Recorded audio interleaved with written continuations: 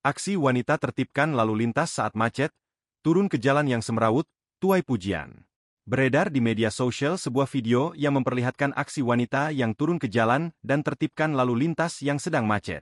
Dalam video yang diunggah oleh pemilik akun TikTok Rem Ramadhani, tampak situasi macet di sebuah jalan, di mana tidak ada pengemudi yang mau mengalah. Melihat tak ada yang mengalah dan melerai kemacetan, wanita itu turun dari kendaraannya. Dengan beraninya seorang wanita turun dari mobilnya untuk menertibkan lalu lintas agar kendaraannya bisa bergerak. Tak lama kemudian, beberapa warga datang untuk membantu menertibkan jalan tersebut. Kini video tersebut sontak menuai beragam komentar dari warganet. Tak sedikit dari warganet yang memuji aksi wanita itu, serta bertanya-tanya di saat genting seperti itu kemana pihak berwajib.